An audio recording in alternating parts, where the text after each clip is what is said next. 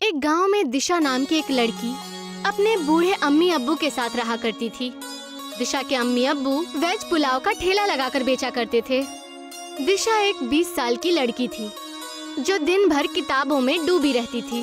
एक दिन उसकी अम्मी अनीता दीक्षा से बोली, तुम दिन भर किताबों में ही डूबी रहती हो, थोड़ा बहुत अपनी अम्मी के कामों में भी हाथ बटा लिया करो, निकाह के बाद ये तुम्हारे काम आएगा।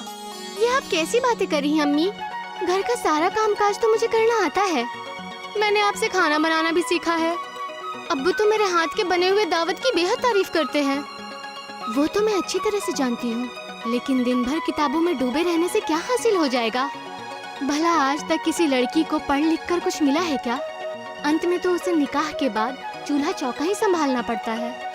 ऐसा नहीं है अम्मी, अगर मैं दिन भर किताबों में डूबी रहती हूँ तो उसकी भी एक वजह है। किताबें हमें बहुत कुछ सिखाती हैं। मैं इस जिंदगी में कुछ नया करना चाहती हूँ। दीक्षा की बात पर अनीता दिशा से कुछ बोलने ही वाली थी कि तभी वहाँ दिशा के अब्बू आ गए। अरे मेरी बेटी दीक्षा बिल्कुल सही बोल रही है। अनीता, उसे पढ़ने दो। मैं तो बस यही कहना चाह रही थी जी कि हमें दीक्षा को पढ़ा लिखा कर नौकरी थोड़ी न करवानी है, अंत में उसका निकाह ही तो करना है। ऐसा नहीं सोचते अनीता। अगर दीक्षा बिटिया शिक्षित हो जाएगी तो सोचो अपनी शिक्षा से उसे कितना फायदा पहुंचेगा। वो अपने पति के ऊपर बोझ नहीं होगी। और वैसे भी आजकल के दौर में लड़कियां पुरुषों से पीछे है क्या? वो पुरुषों के साथ कदम से कदम मिलाकर चल रही हैं। अब्बू जान, मेरे मदरसे में 2 दिन के लिए जंगल में एक टूर जा रहा है, क्या मैं जा सकती हूँ? लेकिन मौलाना ने 500 रुपए मांगे हैं। बेटी, मैं तुम्हें कभी मना नहीं करता, लेकिन तुम तो जानती हो आजकल धंधा कितना मंदा हो गया है। मैं तुम्हारे स्कूल की फीस भी कितनी मुश्किलों से जमा करता हूँ। दूर पर जाने के लिए स्कूल वालों ने कुछ अतिरिक्त रुपए तुमसे मांगे हैं जो इस समय मेरे पास नहीं है बेटा। रमन की बात सुनकर दीक्षा का चेहरा उतर गया। अपनी बेटी का चेहरा देखकर रमन भावुक होकर बोला, लेकिन तुम फिक्र मत करो, कल मैं किसी न किसी से पैसे उधार मांगकर तुम्हें दे दूंगा। अब्बू की बात सुनकर दीक्षा बेहद खुश हो गई। ये क्या जी, अब आप दीक्षा के लिए पैसे भी उधार लेंगे? कोई बात नहीं, बेटिया पढ़ लिख जाएगी तो हो सकता है वो आगे चलकर हम दोनों का ही सहारा बने। लेकिन हमें परसों मकान मालिक का किराया भी देना है। अगले दिन दिशा के अब्बू फिर से ठेला लेकर बस स्टैंड के पास चले गए, मगर वो यही सोचते रहे कि आखिर वो कैसे और किससे उधार मांगे। तभी उसे दूर से गांव का मुखिया आता हुआ नजर आया, जो उसी के करीब आ रहा था। नमस्ते नमस्ते मुखिया जी। अरे अरे नमस्ते नमस्ते रमन, नमस्ते। और सुनाओ, कैसे हो? धंधा कैसे चल रहा है तुम्हारा? धंधा अभी बहुत हल्का चल रहा है मुखिया जी। पहले पुलाव शाम तक बिक जाता था, लेकिन अब तो कभी कभी भगोने में पुलाव ऐसा का ऐसा ही रखा रहता है। अरे अरे रमन, आजकल चाइनीज फूड का दौर है। भारत में तरह तरह के लजीज खाना बन रहे हैं। ऐसे में तुम्हारा देसी पुलाव कौन खाना पसंद करेगा? गांव का नक्शा अब पहले जैसा नहीं रहा। गांव के लोग भी बहुत बदल चुके हैं। मुखिया जी, मुझे आपसे कुछ बात करनी थी। हाँ हाँ बोलो, अब क्या बात करनी थी? मुझे आपसे कुछ पैसे उधार चाहिए थे। कितने पैसे चाहिए थे? जी मुझे 2000 रुपये की ज़रूरत थी। वो क्या है कि कल मुझे 1500 रुपये मकान का किराया देना है और 500 रुपये बेटिया के स्कूल में जमा करने हैं। अरे तो दीक्षा बेटिया की स्कूल की फीस जमा नहीं हुई क्या? जी वो तो मैंने कब की जमा कर दी मुखिया जी। क्या है कि स्कूल की तरफ से बिटिया का टूर जा रहा है जंगल, तो बिटिया का बड़ा मन है उस टूर में जाने का, और स्कूल वाले 500 रुपया मांग रहे हैं। अरे तुम्हें क्या हो गया है रमन? तुम्हारा धंधा वैसे ही मंदा चल रहा है और ऊपर से तुम्हें मकान का किराया भी देना है। ऐसे में बिटिया को टूर पर भेजना जरूरी है क्या? बिटिया को पेड़ और पौधों से बहुत प्रेम है मुखिया जी, और वो दिन भर इसी के बारे में किताबों में पढ़ती रहती है। अगर आज शाम को मैं उसे पैसे नहीं दे पाया तो बिटिया का दिल टूट जाएगा मुखिया जी। मुखिया दीक्षा के अब्बू की बातों को सुनकर उन्हें बेहद गौर से देखने लगा। तभी मुखिया का साथी अभिमन्यु वहां जा पहुंचा। अभिमन्यु एक बेहद गंदे बर्ताव का इंसान था, जो मुखिया के हमेशा कान भरता रहता था। वो उन दोनों की बातें काफी देर से सुन रहा था। अभिमन्यु ने मुखिया के कान में बोला। अरे सोचते क्या हो मुखिया जी, 1000 रुपए की बात है, दे दीजिए। वैसे भी रमन का ठेला कम से कम 10,000 रुपयों का होगा। इस वक्त रमन का धंधा अच्छा नहीं चल रहा है, वो आपके पैसे नहीं चुका पाएगा। उसके बदले आप उसका ठेला रख लेना, पूरे 8,000 रुपए का फायदा होगा। अभिमन्यु की बात मुखिया के दिमाग में बैठ गई। अरे ये पैसे कब तक दोगे मुझे? मुखिया जी मुझे बस 2 महीने का समय दे दीजिए। इससे पहले मैंने आपसे ना जाने कितने बार पैसे उधार लिए, लेकिन हमेशा चुका दिए हैं। अरे उस वक्त की बात अलग थी रमन, लेकिन इस वक्त की बात अलग है। मैं कुछ समझा नहीं मुखिया जी। अरे देखो रमन, आजकल सभी का धंधा मंदा चल रहा है, मेरा भी व्यापार थोड़ा सा मंदा ही चल रहा है, तो इसीलिए मुझे पैसे जल्दी चाहिए। और दूसरी बात, मुझे गिरवी रखने के लिए भी कोई सामान चाहिए। मुखिया की बात सुनकर दीक्षा के अब्बू बेहद बुरी तरह से चौंक पड़े। दीक्षा के अब्बू जानते थे कि मुखिया अंदर से अच्छे स्वभाव का इंसान था। दीक्षा के अब्बू समझ गए कि मुखिया के कान किसी और ने नहीं, बल्कि कुछ देर पहले अभिमन्यु ने ही भरे थे। मगर दीक्षा के अब्बू मजबूर थे, क्योंकि मुखिया के अलावा गांव में कोई भी 2,000 रुपए उसे उधार नहीं दे सकता था। मेरे पास क्या है मुखिया जी, गिरवी रखने के लिए सिर्फ एक किराए का मकान है। और क्या आपको मेरी जबान पर भरोसा नहीं है? अरे भरोसे के जमाने चले गए रमन, हमारा ये ठेला किस दिन काम आएगा? अगर तुम मुझे महीने के अंदर अंदर पैसे नहीं दे पाए तो मैं ये तुम्हारा ठेला जब्त कर लूंगा, और तुम्हें इस बात का कोई बुरा नहीं मानना चाहिए। दीक्षा के अब्बू सोचते हुए बोले, ठीक है मुखिया जी, जैसी आपकी मर्जी। मुखिया मुस्कुराता हुआ वहाँ से चला गया। शाम को दीक्षा के अब्बू ने 500 रुपए दीक्षा को दे दिए। दीक्षा बेहद खुश होकर वहाँ से चली गई। दीक्षा के अब्बू ने सारा मसला दीक्षा की अम्मी को कह सुनाया। ये क्या किया आपने? आप बेहद अच्छी तरह से जानते हैं कि अभिमन्यु एक नंबर का बेईमान आदमी है। मुखिया जी एक अच्छे स्वभाव के और नेक दिल इंसान है। जरूर अभिमन्यु की तुम्हारे ठेले पर नीयत खराब हो गई होगी। आखिर मुखिया जी आपका ठेला लेकर क्या करेंगे? वो जरूर आपके ठेले को अभिमन्यु को दे देंगे। जब आपके पास ठेला ही नहीं रहेगा तो आप क्या करेंगे? तब तक कोई ना कोई हल निकल आ जाएगा। वैसे भी हमें कल मकान मालिक का किराया चुकाना तो है ही। 1500 रुपए तो वैसे भी मुझे मुखिया जी से मांगने पड़ते हैं। अगले दिन दीक्षा जंगल के टूर पर चली गई। दीक्षा जंगल के घने दरख्तों को बेहद गौर से देख रही थी। तभी उसकी नजर एक बूढ़ी औरत पर पड़ी। उसने देखा कि वो बूढ़ी औरत केले के पत्तों में कुछ पका रही थी। केलों के पत्तों में से बेहद अच्छी खुशबू आ रही थी। दीक्षा अपने आप को रोक नहीं पाई और उस बूढ़ी औरत के पास चली गई। ये क्या है आंटी? ये केलों के पत्तों की बनी हुई बिरयानी है बेटी। ये कैसे मुमकिन हो सकता है? बिल्कुल मुमकिन हो सकता है बेटी, मैं इसकी रेसिपी को अच्छे से जानती हूँ। दीक्षा उस बूढ़ी औरत के चेहरे को गौर से देखने लगी। आपके चेहरे की झुर्रियाँ मुझे बता रही हैं कि आप इस जंगल की रहने वाली नहीं हैं और ये रेसिपी इस देश की नहीं है। तुम तो बेहद चालाक हो बेटी, तुमने कैसे अंदाजा लगा लिया? मैं दिन भर किताबों में पढ़ती रहती हूँ, मुझे कुछ नया सीखने का शौक है। तुम बेहद अच्छी बातें करती हो। क्या नाम है तुम्हारा? दीक्षा। दीक्षा, दीक्षा तुमने बिल्कुल सही पहचाना।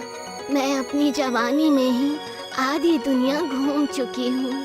मेरे खानदान के सभी लोग मुझे छोड़कर विदेश में बस गए हैं। उस दिन के बाद इस दुनिया से मेरा दिल बिल्कुल ही हट गया और मैं जंगलों में ही अकेले रहने लगी। क्या आप मुझे ये रेसिपी सिखाएंगी? अगर कोई और कहता तो मैं उसे जरूर मना कर देती, लेकिन तुम बेहद अच्छी हो। तुम्हारी आंखों की चमक बता रही है कि तुम्हें आगे बढ़ने का बेहद शौक है। ये लजीज बिरयानी जरूर तुम्हें सिखाऊंगी। बूढ़ी औरत ने दीक्षा को लजीज बिरयानी की रेसिपी बता दी। शाम को दीक्षा अपने घर पर चली गई। वक्त ऐसे ही गुजरता रहा। दीक्षा के अब्बू का काम बंद हो गया और मुखिया अभिमन्यु के साथ आकर दीक्षा के अब्बू का ठेला छीनकर ले गया। दीक्षा के अब्बू का धंधा एकदम ठप हो गया और ऊपर से उसके सर पर मकान के किराए का कर्ज भी बढ़ गया था। कितनी बार आपको समझाया मैंने, पर आपको समझ में ही नहीं आया। अरे क्या जरूरत थी दीक्षा को इतना ज्यादा पढ़ाने की। अब बताइए, दीक्षा को पढ़ा लिखा कर क्या फायदा मिला? कितने भी पैसे खर्च हुए हैं, अगर वो हम बचा कर रखते तो आज हमारे कुछ काम आते। अरे इसमें दीक्षा का कोई दोष नहीं है अनीता। तभी वहाँ पर दीक्षा आकर बोली, अब्बू जान, मेरे पास एक तरकीब है। कैसा उपाय बेटी? कुछ महीने पहले जब मैं जंगल के टूर पर गई थी तो मैंने वहाँ पर एक बूढ़ी औरत से बिरयानी की रेसिपी सीखी थी। मुझे लगता है कि अगर वही बिरयानी हम अपने गांव में बनाकर बेचें तो हमें बेहद मुनाफा होगा। ये कैसी बातें कर रही हो बेटी? तुम कहना क्या चाहती हो कि तुम्हारे पिताजी अच्छी पुलाव नहीं बनाते थे? अनीता, मुझे लगता है कि दीक्षा बेटी सही बोल रही है। मुखिया जी भी यही बोल रहे थे कि आजकल भारत में नई नई चीजों का दौर है। जब तक हम कुछ नया नहीं करेंगे तो ऐसे ही बिछड़ते रह जाएंगे। लेकिन दिक्कत ये है जी कि बिटिया की बात अगर मान भी ली जाए तो आप वो बिरयानी बेचोगे कहाँ? ठेला तो वो अभिमन्यु छीन कर ले गया। अब उसकी चिंता मत कीजिए अम्मी। मैंने अपने घर के मसले के बारे में अपनी टीचर से बात की थी। उनकी एक दुकान गांव में खाली पड़ी है। उन्होंने मुझसे कहा है कि जब तक तुम्हारे अब्बू के पैसों का मसला हल नहीं हो जाता तक वो हमें अपनी दुकान दे सकती है। दीक्षा की बात सुनकर दीक्षा के अब्बू खुश हो गए। अगले दिन दीक्षा अपने अब्बू को खेतों में ले गई और अपने अब्बू जान के साथ बेहद सारे केलों के पत्तों को तोड़कर दुकान पर ले गई। दीक्षा के अम्मी और अब्बू ने पहले से ही दुकान की साफ सफाई कर दी थी। दीक्षा ने केले के पत्तों में बासमती चावल और कुछ अन्य चीजें डालकर उन्हें अंगारों पर पकने के लिए रख दिया और कुछ ही देर में पत्तों की बिरयानी बनकर तैयार हो गई। उसमें से इतनी अच्छी खुशबू निकल रही थी कि वहाँ से जाने वाले लोग खुद को रोक नहीं पाए। तभी एक आदमी उनके दुकान पर जाकर बोला, अरे आपकी दुकान में से तो बहुत अच्छी खुशबू आ रही है। क्या ये कोई नई होटल है? दीक्षा के अब्बू कुछ बोलते उससे पहले ही दीक्षा ने उस आदमी से बोला, आपने बिल्कुल सही पहचाना, ये हमारा नया होटल है, केले के पत्तों की बिरयानी वाला होटल। वो आदमी तुरंत उस दुकान की एक टेबल पर बैठते हुए बोला, मुझे भी एक प्लेट खानी है। तभी दीक्षा ने उसे गर्मा गर्म बिरयानी परोस दी। वो आदमी देखते ही देखते बिरयानी की 4-5 प्लेट खा गया। मजा आ गया। कितने हो गए? 2000 रुपए। उस आदमी ने बेहद खुशी खुशी दीक्षा को 2000 दे दिए। वो आदमी शहर का रहने वाला था और एक फेमस यूट्यूबर था। अरे इस तरह का खाना मैंने जिंदगी में पहली बार खाया है। मुझे नहीं लगता ये भारत में कहीं और बनता होगा। अगर आपको एतराज ना हो तो क्या मैं आपका फोटो केलों के पत्तों के बिरयानी के साथ सोशल मीडिया पर पोस्ट कर सकता हूँ? हाँ क्यों नहीं, इससे तो हमारे होटल को बेहद फायदा होगा। उस आदमी ने दीक्षा की एक तस्वीर पत्तों के बिरयानी के साथ खींचकर फेसबुक पर अपलोड कर दी और वहाँ से चला गया। रमन 2000 देखकर बेहद खुश हो गया। इतने पैसे तो वो 10 दिन में भी नहीं कमा पाता। देखा अनीता, बिटिया का पढ़ना लिखना कितना काम आ रहा है। सोचा अगर हम इसे नहीं पढ़ाते तो हमारी क्या स्थिति होती। आप बिल्कुल सही कह रहे हैं। मुझे तो अपनी सोच पर बेहद शर्म महसूस हो रही है।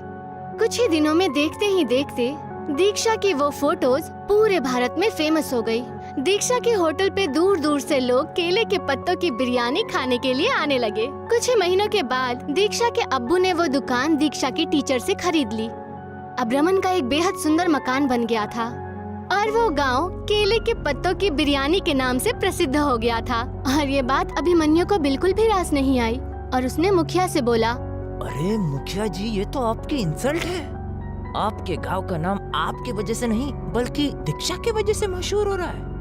इससे पहले कि मुखिया अभिमन्यु से कुछ बोलता कि तभी मुखिया की पत्नी गुस्से में बाहर आकर बोली, अब तुम्हें घर में आने की कोई जरूरत नहीं है। अरे ये क्या कह रही हो तुम? अभिमन्यु मेरा साथी है। तुम्हारा साथी नहीं बल्कि तुम्हारा दुश्मन है। अरे तुम्हें तो दीक्षा को इनाम देना चाहिए। दीक्षा की वजह से हमारे गांव का नाम कितना मशहूर हुआ है। हमारे बच्चों को आगे बढ़ने की सीख मिली है और ये अभिमन्यु दिन भर गांव वालों के खिलाफ तुम्हारे कान भरता रहता है और तुम्हें भड़काता रहता है। इस अभिमन्यु की वजह से तुम्हारा नाम कितना खराब हुआ है, तुम्हें इसका अंदाजा भी है। मुखिया को अपनी बीवी की बात समझ आ जाती है। उसने अभिमन्यु को धक्के देकर घर से बाहर निकाल दिया शाम को मुखिया और उसकी बीवी दीक्षा के अब्बू के होटल पर बिरयानी खाने पहुँचे। अरे मुझे माफ कर दो रमन, मैंने तुम्हारे साथ बहुत बुरा बर्ताव किया। अभिमन्यु की बातों में आकर मैंने तुमसे तुम्हारा ठेला भी छीन लिया। ऐसा नहीं है मुखिया जी, ये तो ऊपर वाले की लीला है। पैसा नहीं करते तो भला मैं इतना बड़ा आदमी कैसे बनता। लेकिन मैं कितना भी बड़ा क्यों ना बन जाऊं, आपसे हमेशा छोटा ही रहूंगा, क्योंकि आप हमारे गांव के मुखिया हैं। दीक्षा के केले के पत्तों की बिरयानी आज भी शहर से लोग खाने के लिए आते हैं। अब्दुल मियाँ के इंतकाल के बाद उनके तीनों बच्चे यतीम हो गए।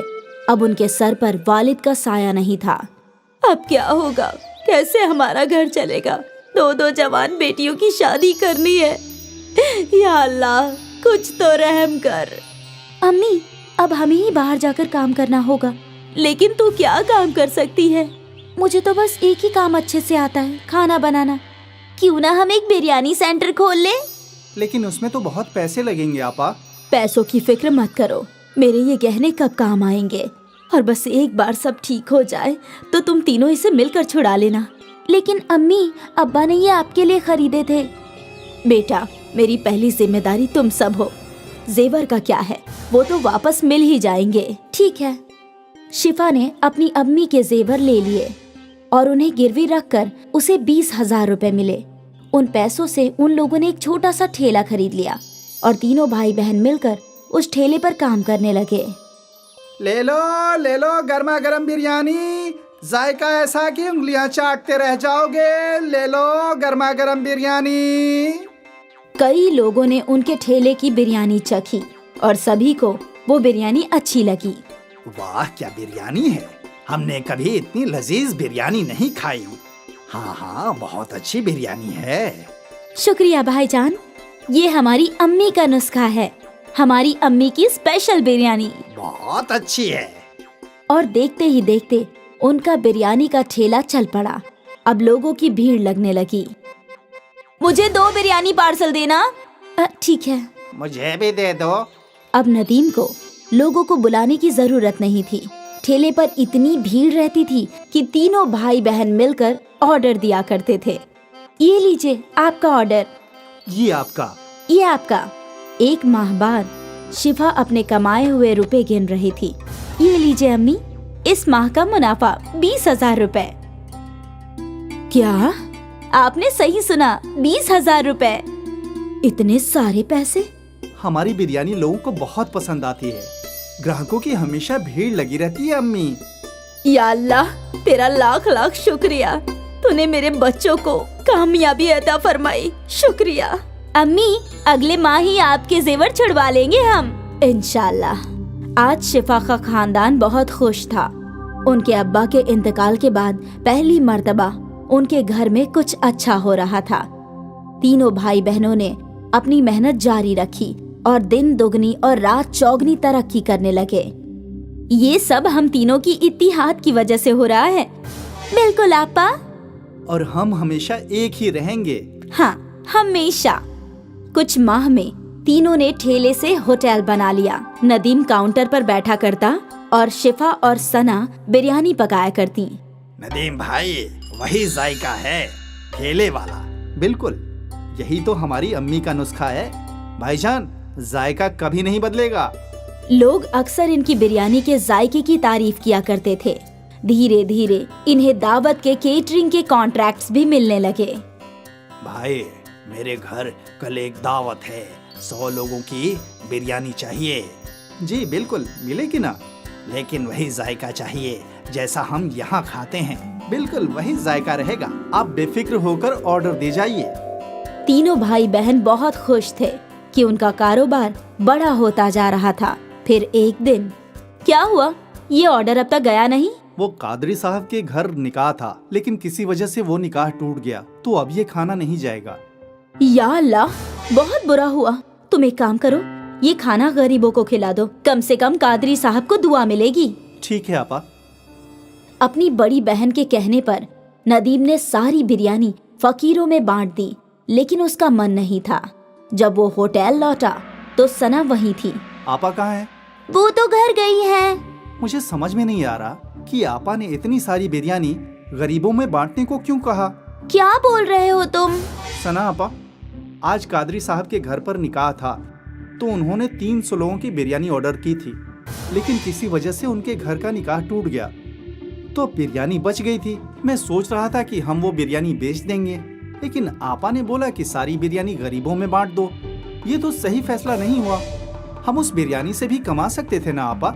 हाँ बिल्कुल, हमारी आपा बहुत नेक दिल हैं, इसलिए उन्होंने सोचा होगा कि जब हमें बिरयानी के पैसे मिल गए हैं तो क्यों ना बिरयानी गरीबों में बांट दी जाए, और उन्हें दुगने मुनाफे का ख्याल आया ही नहीं होगा।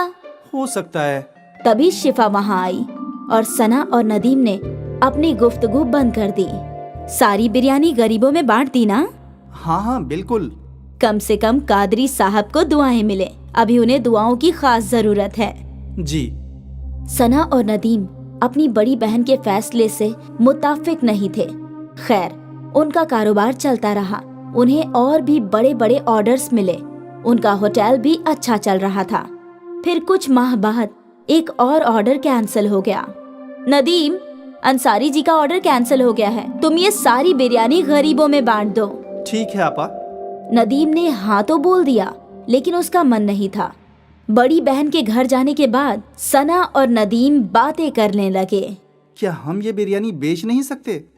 अभी तो रात के 10 बज गए हैं, अब शायद ही ग्राहक आएंगे। एक काम करते हैं, इसे अंदर रख देते हैं, कल पहले यही बिक जाएगा। हाँ हाँ, ये सही होगा।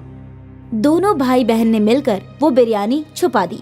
अगले दिन उन लोगों ने पहले वही बिरयानी बेची और वो दोनों बेहद खुश थे कि मुनाफा दुगना हो रहा है, और शिफा इस बात से बेखबर थी। फिर क्या था, जब भी कोई ऑर्डर कैंसिल होता, अगले दिन वो बिरयानी सना और नदीम होटल में बेचा करते थे। ये सिलसिला काफी महीनों तक चलता रहा। एक दिन ये बासी बिरयानी एक रेगुलर कस्टमर के प्लेट में आई। नदीम भाई, कुछ तो गड़बड़ है, बिरयानी में वो जायका नहीं है। ऐसा कैसे हो सकता है भाईजान? हम तो हमेशा से वैसे ही बिरयानी बना रहे हैं। ठीक है।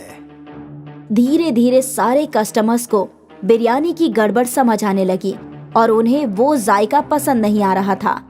यकायक उनके होटल में ग्राहक कम हो गए। तभी शिफा सोच में डूब गई। यकायक ऐसा क्या हो गया? हमारे ग्राहक टूट क्यों रहे हैं? ऐसा चलता रहा तो कैसे चलेगा? नदीम को अपनी गलती समझ आई। वो अपनी आपा के सामने रोने लगा। मेरी गलती है, मैंने और सना आपा ने बासी बिरयानी ग्राहकों को खिलाई। क्या? नदीम ने अपनी आपा के सामने सारी गलती कबूल की। ये तूने क्या कर दिया? ज्यादा मुनाफा कमाने के चक्कर में धंधा ही तोड़ दिया। अब हम कैसे ग्राहकों को वापस लाएंगे? हमें माफ कर दीजिए आपा। हमें इल्म नहीं था कि ऐसा कुछ हो जाएगा। तुम्हारे लालच ने सब कुछ बर्बाद कर दिया। तीनों सोचने लगे कि अब वो लोग क्या कर सकते हैं, और फिर अगले दिन शिफा को एक तरकीब सूझी।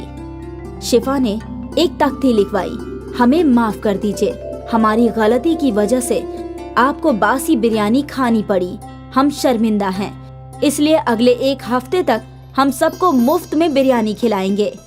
ये तख्ती शिफा ने होटल के बाहर लगा दिया। कस्टमर्स ने तख्ती पढ़ी और वो मुफ्त की बिरयानी खाने होटल आ गए, और एक बार फिर उन्हें ताज़ी बिरयानी का जायका पसंद आने लगा। ये तो बिल्कुल पहले जैसी है। हाँ हाँ, मजा आ गया। भले ही उनको 1 हफ्ते मुफ्त की बिरयानी खिलानी पड़ी, लेकिन उनकी मुश्किल का हल निकल गया। उनके ग्राहक लौट आए और सना और नदीम को समझ में आ गया कि लालच बुरी बला है। एक बार फिर अम्मी की बिरयानी चल पड़ी। शौकत मियाँ की बिरयानी की दुकान थी। लोग बड़े मजे से उनकी बिरयानी नोश फरमाते थे। वाह शौकत भाई, क्या जायका है। शुक्रिया भाईजान। बिरयानी का जायका अच्छा था, इसलिए उनकी आमदनी बहुत अच्छी होती थी। शौकत मियाँ हर महीने 20,000 रुपए अपनी अम्मी के हाथ में रख देते थे। बेटा, अब जब तुम्हारी आमदनी भी ठीक ठाक हो रही है, तो मैं सोच रही हूँ कि तुम्हारा निकाह करवा दूं। वैसे भी कब तक मैं तन्हा घर की और पूरे खानदान की जिम्मेदारियाँ उठाऊंगी। तुम्हारे निकाह के बाद तो नदीम का भी निकाह होगा। अरे अम्मी, मैं तो अभी भी बच्चा हूँ, आप कबले भाईजान का ही निकाह करवाइए। ठीक है ठीक है, अम्मी आपको जो लड़की पसंद हो वो मुझे मंजूर है। ये हुई ना बात, आपसे मुझे यही उम्मीद थी भाईजान। शौकत की अम्मी ने उसके लिए एक लड़की तलाश ली। सना तालीम याफ्ता थी और खाना भी जायकेदार बनाती थी। कुछ माह बाद शौकत और सना का निकाह हो गया और फिर सना ने घर की सारी जिम्मेदारियां संभाल ली। बेटा, तुम्हारे हाथों के खाने का जायका ही अलग है। हाँ भाभी जान, लेकिन बिरयानी में भाईजान का कोई हाथ नहीं पकड़ सकता। हाँ वो तो है। अब उसका तो तब इल्म होगा जब मैं उनके हाथों की बिरयानी खाऊंगी। भाईजान, आज सबके लिए बिरयानी ले आना। ठीक है, ले आऊंगा। शौकत की बिरयानी मशहूर थी। जब भी वो बिरयानी बनाया करता था, बिरयानी की खुशबू आसपास फैल जाती थी और लोग खींचे चले आते थे। अरे भाई, बिरयानी तैयार है क्या? नहीं भाईजान, 10 मिनट और लगेगा।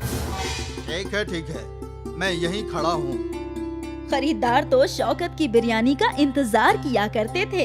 यहाँ तक सब कुछ दुरुस्त चल रहा था। ये अमजद मियाँ तो बैठे बिठाए मेरा कारोबार खा रहे हैं। मुझे कुछ तो करना ही होगा। मैं भी दाम गिरा देता हूँ। शौकत ने भी बिरयानी का दाम कम करके 80 रुपए कर दिए। रोज तो इसी दुकान से बिरयानी खाते हैं, चल आज उस नई दुकान से खाते हैं। ठीक है। कई खरीदार बस नया जायका चखने के लिए अमजद की दुकान में जाने लगे, लेकिन अमजद के हाथों में अलग ही जादू था। एक बार जो उसकी बिरयानी खाता, वो उसी की दुकान में वापस आया करता था। कल जो बिरयानी खाई थी ना, आज भी वही नोश फरमाएंगे। हाँ बिल्कुल, उस बिरयानी को भूलना मुमकिन नहीं है। आहिस्ते आहिस्ते शौकत के खरीदार कम होते जा रहे थे। शायद ये बस कुछ रोज की बात है।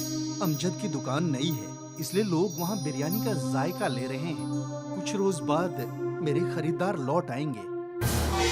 शौकत ने खुद को ये बात समझाने की कोशिश की, लेकिन कारोबार का नुकसान उसे परेशान कर रहा था। अब घर पर भी वो अक्सर फिक्र में ही रहा करता था। क्या हुआ शौकत, तू इतना परेशान क्यों है? अब क्या बताऊं अम्मी, मेरी दुकान के बगल में एक और बिरयानी की दुकान खुल गई है।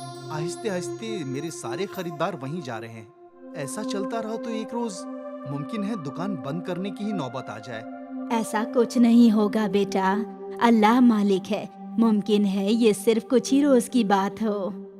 मैं भी यही दुआ कर रहा हूँ अम्मी। शौकत परेशान था और ये बात पूरे खानदान को बुरी लग रही थी। उस रात सना ने शौकत से पूरा माजरा पूछा। तो अगर दाम कम करने की वजह से खरीदार दूसरी दुकान में जा रहे हैं, तो क्यों ना हम भी दाम कम करके देखें? और कम कैसे कर पाएंगे बेगम? बिरयानी की एक प्लेट बनाने की लागत ही 50 रुपए प्लेट की है और हम 80 रुपए में फरोख्त कर रहे हैं। मतलब सिर्फ 30 रुपए का मुनाफा है। अगर ये भी कम कर दिया तो घर का खर्च कैसे चलेगा? तो क्या हम बिरयानी बनाने के लिए इस्तेमाल होने वाली चीजें सस्ती नहीं खरीद सकते? बिरयानी में सबसे महंगा चावल है। तकरीबन बासमती चावल कैसे सस्ते मिल सकते हैं? अब मैं बासमती चावल को सादे चावल के साथ बदल तो नहीं सकता ना। अगर हम बासमती चावल को किसी और चीज के साथ बदलें तो? मतलब मैगी की बहुत सारी जायकेदार चीजें बनती है। अगर हम मैगी की बिरयानी बनाएं तो हमारी लागत भी कम हो जाएगी। मैगी बिरयानी, ये पहली मर्तबा सुना है। आजकल अलग चीजें ही फरोख्त होती हैं। एक मर्तबा कोशिश करके तो देखते हैं। ठीक है, वैसे भी अभी कुछ चल नहीं रहा है तो वही कर लेते हैं। अगले रोज शौकत ने रोजाना की तरह बिरयानी बनाई और इस मर्तबा उसने बासमती चावल के बदले मैगी डाले। मैगी की बिरयानी जल्दी बन गई और उसकी लागत भी कम थी, इसलिए शौकत ने दाम भी 50 रुपए कर दिए। बाहर बड़ी सी तख्ती भी लगा दी, मैगी बिरयानी 50 रुपए। ये मैगी बिरयानी क्या होता है? मैगी का इल्म है और बिरयानी का भी इल्म है, लेकिन मैगी बिरयानी आज तक नहीं खाई। चल वही नोश फरमाते हैं। हाँ। मैगी बिरयानी का नाम पढ़कर कई ग्राहक उसकी बिरयानी खाने पहुँचे। वाह, बहुत अच्छी है। ऐसी मैगी बिरयानी मैंने कभी नहीं खाई। वो इसलिए क्योंकि ये मैगी नहीं, मैगी बिरयानी है। वाह भाई, ऐसा जायका कहीं नहीं चखा। शुक्रिया भाईजान। लोग शौकत की बिरयानी को बेहद पसंद कर रहे थे। उस रोज शौकत की दुकान पर खरीदारों का हुजूम लगने लगा। भाई, मैगी की बिरयानी तो चावल की बिरयानी से भी लाजवाब है। आज से हम रोज मैगी बिरयानी ही खाएंगे। शौकत खुशी खुशी घर आया और उसने ये खुशी की बात अपनी बेगम को बताई और वो भी खुश थी। उस माँ शौकत की बहुत अच्छी कमाई हुई थी। महीने के आखिर में शौकत ने अपनी अम्मी को 40,000 रुपए दिए।